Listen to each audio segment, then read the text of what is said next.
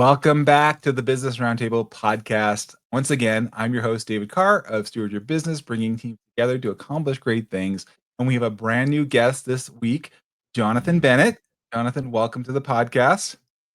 Thanks for having me, David. It's great to be here. Absolutely. Now, Jonathan brings a wealth of different experience. I'd love to have him on here because we're going to talk about a topic we haven't talked about before.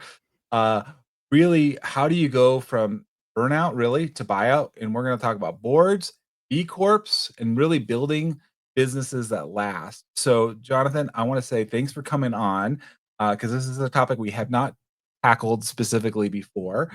And I know our listeners, whether you're a business owner or you're helping a business grow, we want to help you get smarter about what's working, not working in your business. How do you handle boards? How do you handle governance? And particularly B Corp frameworks, which I'm super excited about because this was a newer to me, and I'm excited to have you share a bit about that along your journey, Jonathan. So thank you. Before we get into the meat of it, I love to have our guests share a little bit more about their journey and what got you to clearlythen.com. We're going to share all the resources where you can connect with Jonathan. But take us back, Jonathan. What got you as a business owner and a leader passionate about what you do today? Yeah, thanks so much. It's great to be here, David. So I grew up in Australia, in Sydney, Australia. I live in Canada now, and I've lived here most of my adult life. So if folks are trying to figure out where's that accent from, that sounds weird. That's what's going on. And so I've had a kind of a circuitous journey. I did English in university, and all I wanted to do was write stories. And I wrote a bunch of novels and books of poetry and a whole bunch of stuff like that. But turns out, kids, poetry doesn't pay. And so I needed some things to support myself and my family as the years were rolling on. So I ended up in corporate communications, healthcare, social services, and I ended up on the senior team of a large hospital here in Canada. Mm-hmm. And I learned a ton. I sort of describe it as 3 free MBAs. It was, these complex 4 unions, multi-site, 24/7 operation, thousands of employees, very, very complex kind of work environments. And so I just learned a ton. And kind of fell over sideways. We built a new hospital. I made it through 2 CEOs. It was kind of the tongue is hanging out of the mouth. I was man, by the end. Yeah. And I thought anything but this. I really need to do something different with my life. I had 2 young kids at the time.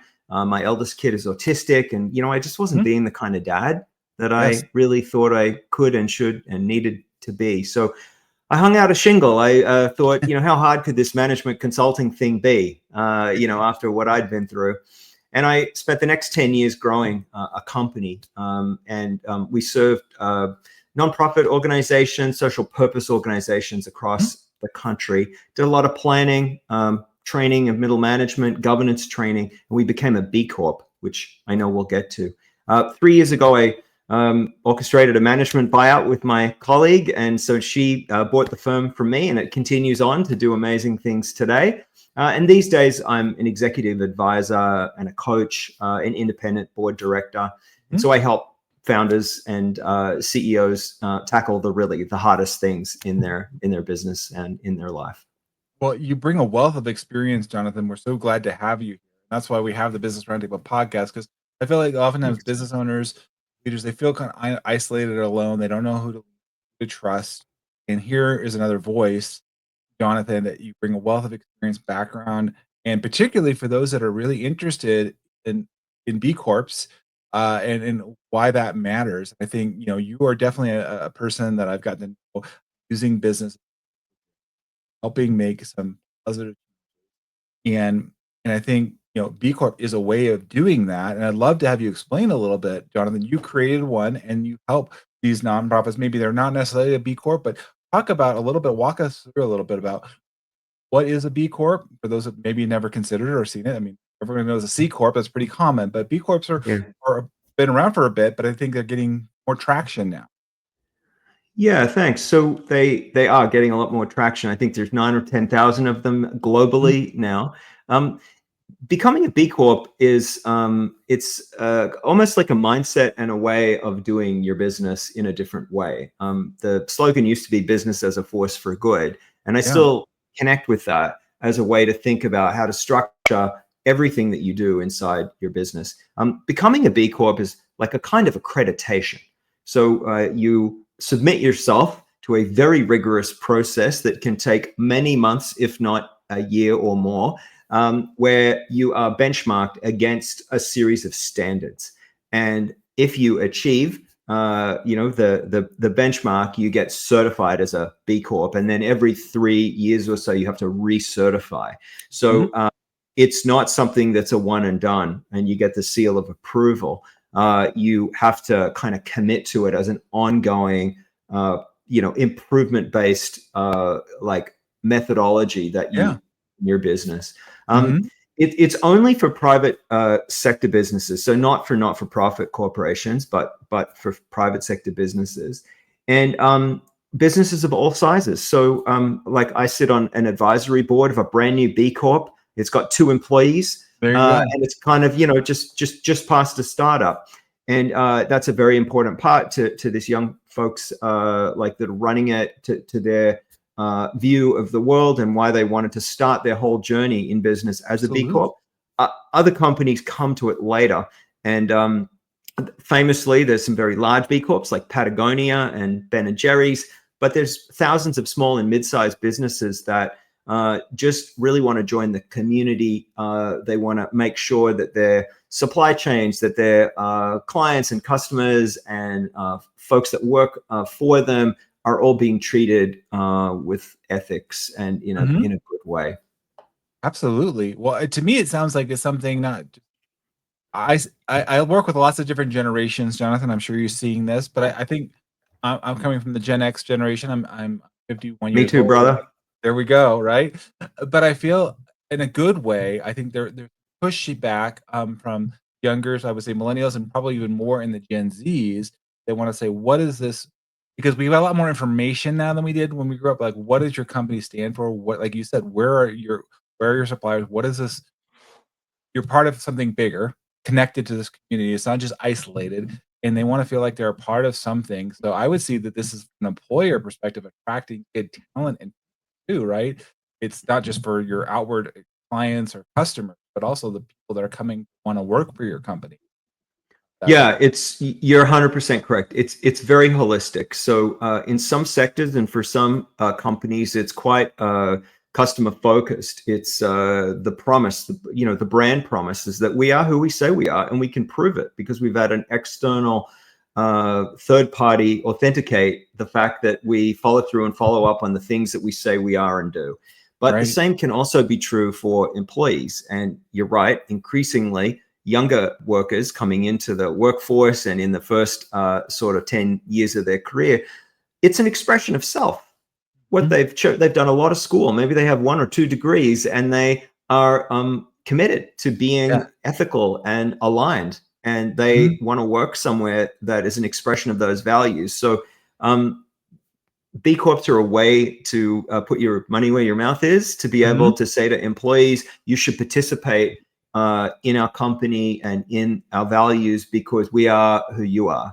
And it's a deeper connection that you can have with employees. And all the way, I might add, to becoming an employee-owned organization. And so increasingly, companies become employee-owned. I mean, they're some of the highest scores that you can get in the B Corp journey is if you're an employee-owned company. And it doesn't need fully employee-owned, but even partially employee-owned, it allows everybody to participate, and it allows everybody to just be more than just work there. That they get a say on how the company grows and how it treads on the earth and how it treats people. Folks want to say in all of that. Well, I mean, and I like how you said this earlier. You're on a board or just working with a client that's just got 2, so it doesn't. It's not like you have to be gigantic to say I want to be. No. I say it's probably advantageous to start small, start sooner than later. Yeah, it's actually easier when you're smaller, I think. Yeah. So thinking about that, if you're not thinking about that, consider that. But I think bring up some good points too. Whether you're employee owned or not, how are you? And this is where it gets into, and I would go kind of back and forth between the B Corp, but boards and governance, Jonathan. Mm. How are we running this company? And I was with a company, for example, that kind of, they had original owners and fan ownership and how to do that well, and so, talk a little bit about, okay, a growing business, what should a growing business be considering, um, in, an advisory board? Maybe they've never had an advisory kind of governance scaffolding, if you Yeah. so, Yeah. on this journey, like, they can make it so far, but they kind of have blind spots. So talk a little bit Yeah. about business, like this process of considering boards and governance. Yeah, and I appreciate this, David. I Yeah. think it's something that more and more folks are starting to think about. When's the right time for me to Yes. get an advisory board? Like, let's face it, to be an entrepreneur, it's a heavy lift. You're Mhm. risking capital, you're risking your social capital, you're risking your time and time at home with loved ones. There's a ton, and it's isolating. It can be lonely, and unless you've been there before, you probably don't really deeply get it. There's only so much you can bring home at the end of the day and bore your spouse with. There's only so much that you can worry your employees with. There's only so much you can tell your investors about without, freaking them out that maybe you're having a bad quarter. And so what do you do with all this weight? And so, for sure, folks reach out to people like me and you, and, Yep. we're coaches and advisors, and we can support. But, maybe an hour every 2 weeks or an hour every month isn't enough. And maybe you want a group of very well chosen folks to wrap around you, 2 or 3 or 4 people to start, and to go on the journey with you, to have quarterly meetings, to ask really thoughtful questions because they read your financials, because they understand your sales funnels, because they understand your supply chains, and they get to know your company deeply and intimately. And they're both in it and not in it. They're in it Mhm. insofar as they're following along, and they don't have to learn everything. It's not like a one-off consulting job. This is somebody that's going to be with you for a couple of years, right? Maybe 3 or 4 years at the minimum. And so they're all in, and you pay them, and they come along with you, but they bring their wisdom. Maybe they've been an entrepreneur before. Maybe they have an accounting background, or whatever you don't have a lot of. Maybe that's who you choose to round out your advisory board. So when I think about, I've started a bunch of advisory boards for companies, and I've sat on them. I'm like chairing an advisory board right now, and it's a growing, fabulous company. And 2 founders that are in their kind of, like, I guess maybe mid-30s, and they've just hit a stage in growth where they needed deeper expertise around processes and systems and performance management for a professionalized management team that they knew they need to bring in. And so they've never done it before. Yep. And they kind of know what they need, but they don't know how to do it, and they would like to not make all the mistakes, right? Yes, So exactly. I was kind of being a coach and an advisor to them, and it was pretty clear to me that they were ready for an advisory board to wrap around to go on this journey, and that's what we've done. So now we're into getting a recruitment firm and hiring their first CEO that's going to gradually take over the day-to-day operationalizing and running of their business.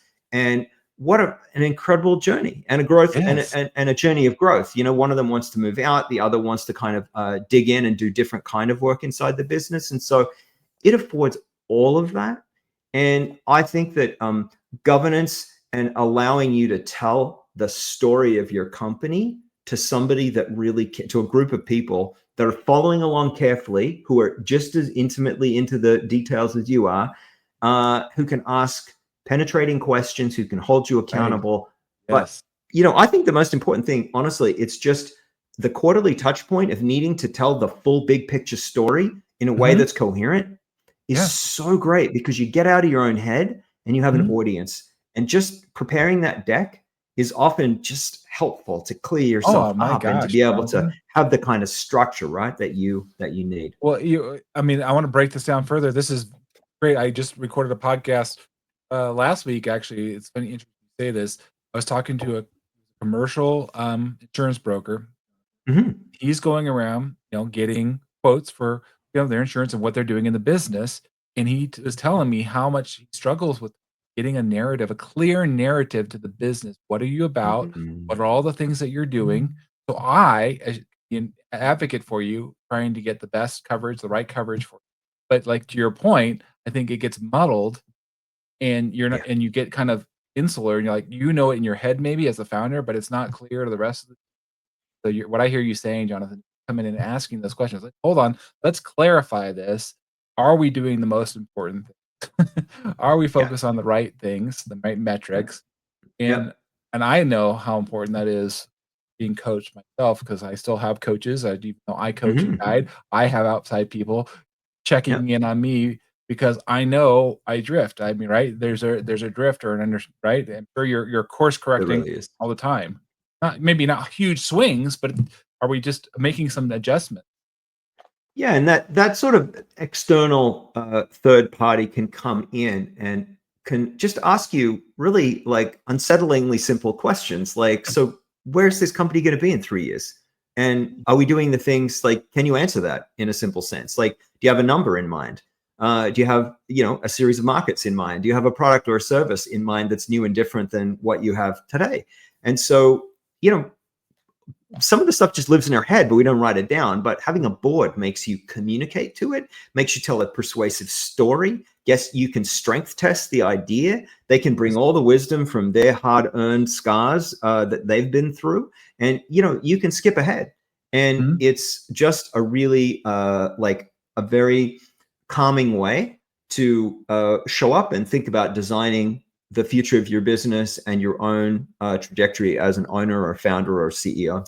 Yeah. Well, I think just the question, like you said, where do you want to be in 3? And I've had a number of folks in the podcast in the mergers, acquisition, selling or Mhm. buying a business. And I don't Yeah. think business owners are thinking about that succession plan. It just kind of like, oh, it's like a light switch. Well, I'll just switch it. I'll just sell it or turn it off. It's like that's not that easy to No, just right. no, no, not at It all. takes Not at time. all. I mean, I have a good friend of mine that's a management consultant as well, and she always says, like the offer comes when you're least ready. And so, like at some point it will show up. And so, on some level, you should be ready at any time is really the message that she has. And so, Mhm. like thinking about how your business is performing, knowing your numbers, knowing where you're weak and where you're strong, looking around and asking yourself, if I did have to leave tomorrow, or if I had to step back from the business, what might be my plan be? Folks will say, oh, yeah, I've got somebody in there and they could step in. And so what I mostly hear when they're talking about that is an emergency succession Mhm. plan. Like somebody could hold the fort for 6 weeks, somebody could hold the fort for 3 months. But that's different than what might an acquisition look like, or if I want to retire in 3 to 5 years, I need to have my plan now, Yes. because if it's going to be like in my case, like a management buyout, it takes years. Like, Mhm. you have to have a transition plan. You have to get financing in place. You have to make sure your customers are calm about the transition. So you kind of want to make it smooth. So all Right. of these things take time. They take clarity. They take a series of open conversations. In some respect, the legal and the accounting stuff is actually the easy stuff. It's the emotional change that's the hardest part. Like, it's been your identity, right? And Yes. and you're going to give that up now, and you're going to Yes. hand it to somebody else, either if it's private equity, or if it's an employee buyout, or it's just the person down the road that does something similar that wants to gobble you up. Whatever the case is, you're changed. And once you're changed, you have to be able to go on that emotional re-engineering of who you are and how you show up and how you're going to introduce yourself at the Christmas party. And so all of those things take time and they Yes. take care. And if you can help it, it ought not be a surprise. And I think, advisors can help, advisory boards can help prepare you, because they're thinking about these other things. You're too deep in it and Yes. too busy to be worried about what's happening in 3 years and what's my transition going to be. Right.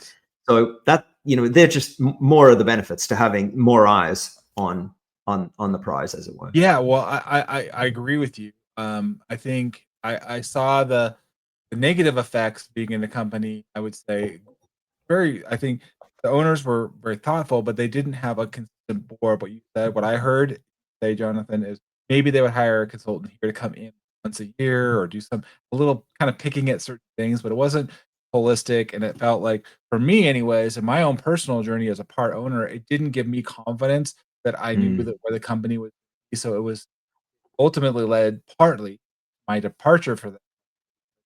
No, I was part owner, small part. I just didn't see mhm. the greater vision. I saw the original ownership and I was like, I just not clear on this. And Yeah. so, I think to your point of having a regular quarterly meeting, getting together, looking at things, asking the tougher questions that I think, we like to think we're logical, but to your point, there's a lot of emotion tied into things. And it's like, Oh, being objective, right? You're objectively like you're very following it, but kind of looking at this from a different perspective, right? totally. Totally. Yeah. Yep. Because I see many business owners struggle. The founders, or like you said, to your point, I'm working with them developing the team, but they're wanting to be involved with so many aspects of the business, have all the answers. And as a board, you're coming in, can't can't be making all the decisions, right?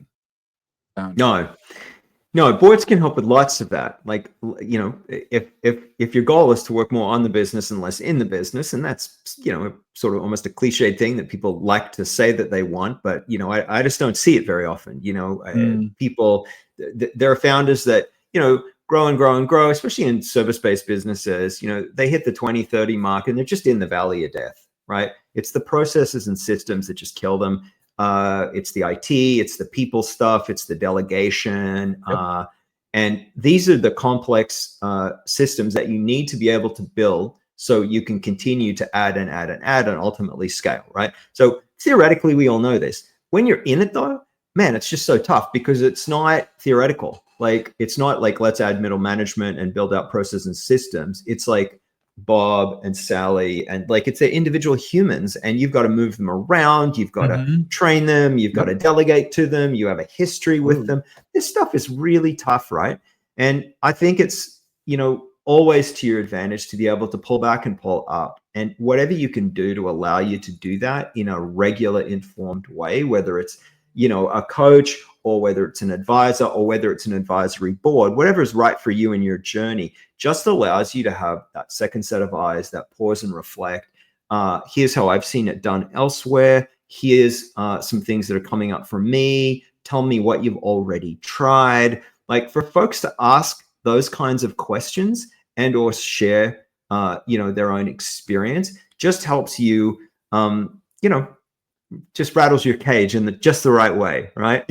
Yeah. No, I love that. So, so say to the business owner that they're hearing this, hopefully you're hearing this and saying, you know what, I could use an advisory. I don't have that. What are the questions they should be asking? Because I mean, they could say, well, I'll just grab this person, this person. What I heard you say, Jonathan, is you're bringing that board together. Whether you're chairing it or being part of it. But I hear you got to get the right mix of people that kind of work together, because you don't want to have these people like clashing against each other. Well, I think this, like, how are we looking holistically at the business? Again, Yeah. I'd love to So, hear your thoughts on okay, that. I'm Yeah. glad you asked that. So, a grown-up board, like not an advisory board, but a board, right, from a slightly larger company, they've Yes. probably got some ownership stake, or maybe it's just a fiduciary board, right? They're actually in charge of the company and they're ultimately making those decisions. An advisory board, that's not true. It's Yep. just a group of humans that wrap around you, that walk with you, and that they're ultimately giving you the best advice, asking their best questions, bringing their lived experience, but you're not paying them to actually hold fiduciary accountability for the company. So that's the difference. We need to make that Absolutely. demarcation. But if you're a small or medium-sized business and you think, gee, meeting every quarter with 3 or 4 people, like in an ongoing way where I could tell my sub stories to, and I could get some clear advice, and they could really, like, ask me the hard questions and hold me accountable and all that. If that sounds attractive to you, the best way to start is to find one person in your social network that has board experience and has been on either advisory boards or boards before. And if you can find that person, bring them in and ask them about what it could look like for them to set the board up for you, Okay. not for you to set the whole board up yourself. So this is the first act of letting go, my friends. But find somebody who you know, like, and trust, or somebody that you admire, and say, you've been here before, you've been in this sector before, or you're just somebody in my community or in my network that I really, you know, have come to know. I'm thinking about an advisory board. I'm wondering whether I could hire you to be my inaugural board chair. And would you go about interviewing me, getting to know the company, and figuring out who the right people are to be on this board? And so by delegating that task up and finding somebody that you trust, you're going to bring them on. Maybe you bring them on for a year contract or a 2-year contract to just literally be the inaugural board chair and to set it up. They're going to do things like create a matrix and a skills matrix. They're going to like interview you, take a good look at the company, take a look at the competition, get a real sense of where you're strong and where there might be some gaps, a sense from you about where your company may be going. And then they're going to go out and they're going to either tap their network informally or maybe even formally look at staffing the rest of the advisory board. So maybe your process and systems in accounting just aren't that strong. And maybe you know that. And maybe you think, God, imagine having a chartered accountant on the advisory board, somebody that had, you know, has recently retired and has just got a wealth of experience. They're not going to do that accounting work. Right. But what they will do is ask really hard questions about your P&L and your balance sheet and how you're moving your money around and, you know, what your margins are like or what your churn rate's like, right? They're going to know the right questions to ask. And as and when you get ready to hire into, let's say, finance, you've got somebody in your back pocket who can sit in on those interviews. You've got somebody who you could, whose network you can access. And that's just one example. Maybe it's marketing, maybe it's IT, maybe it's law. Like whatever's going on for you in your business, you're going to have some blind spots and some weaknesses, some areas of strength, and allowing and delegating that to a board chair to kind of build it for you. Then, because a board is going to gel with itself. You'll sit on the board as well as the owner or owners, like you'll sit on the board, but having, you know, those folks built out around you creates just a powerful bench strength. Yes. No, I love how you say that wrap around. I think that's such a great image to me as you're hearing as business owners, have that trusted. Hopefully you do. Hopefully you have a couple people. But like to your point, Jonathan, find that person and engage them or engage Jonathan here and say, hey, where can I get started? How could I do? Think what I'm hearing you say, Jonathan, like you know, we want to get ahead of this and not make those same mistakes, fall behind if you and be better prepared for what comes. If like you said, that day will come when somebody wants to buy your business, or there's maybe a legal challenge, or there's some other elements in there. Like, how did you get through? You know, how did you handle? Totally. It? You know, there's a PR blow up, or right? You know, how do we handle this? You're right on. So You're right on. Yeah, and like I think that the difference between a one-off, like hiring a consultant as a one-off, is like, yeah, you might have a problem. They'll come in and they'll understand it, and you'll pay them to understand your problem, and then hopefully they're going to help you fix it. Great. A board's different. A board is going to walk with you along the way, and they're there with you. And so as you know, have you got the one-off problems? Yep. You've also got access to their Rolodexes and to their networks, and it's not going to be brand new information for them. So if one of your goals is to sell the business, then, you know, you should be finding people to sit on your advisory board that have sold businesses. Absolutely. Right. And so they can, you know, they've lived that experience, and they're going to go through it, and they're going to be able to like bring that experience and the gee, I wish I had's to you and to your benefit. Also, P.S., when you're putting yourself up for sale, or when folks are looking at your business, if you've got a really nice blue chip advisory board wrapped around you and they've been with you for a couple of years, very calming for a potential buyer. Because other people with social capital and experience are willing to put their name on this business and be involved and engaged with this business. That says good things to me as a potential buyer. I get comfort from that. It's not everything, but like it's another contributing factor to the perception of value. Absolutely, Jonathan. No, that makes sense to me because look, they've surrounded themselves. They're preparing themselves for some form of, you know, selling, succession, whatever that might look like. You're asking the questions. But I also hear you say, Jonathan, what is this business? What is the goal of this? And this is part of the B Corp, but why do you exist? Is that still clear in the marketplace? Things obviously change, right? And companies that do a change and adapt, they're still here. The ones that don't, they, the Blockbusters of the world, the Kodaks of the world, there's things that things shifted in the marketplace, right? And they didn't adjust. And I think sometimes because I think that, well, I know the answer instead of having this outside official board, a full board or an advisory. But I think hearing this, I hope everybody's hearing this, that you can get this in place, how much more adds to the overall value of the company, to the owner, and really it enhances it to, I would say, everybody goes down, like, because you're talking with the ownership, but it's really, it affects the employees, even I would say the subcontractors and other relationships that they have, Yep. right, with their vendors. And It really should. Yep. absolutely. I know we're getting close to the end of the podcast here, but I think that we'll have to have you come back because there's so many great elements here. And we're going to make sure everybody can connect with you, clearlyland.com, or Jonathan and I are connected on LinkedIn, and we'll make sure everything's on the show notes. He has his own podcast as well, so you can catch him there. We're glad you're here, Jonathan. But I want to give you an opportunity just for final takeaways as we're kind of like looking at this. You've given us a lot of things to talk about, from B Corps to what makes a great board member. But if there's anything that we should maybe take away, if CEOs are on the fence about boards or succession, what would you share with them for wrapping up this episode?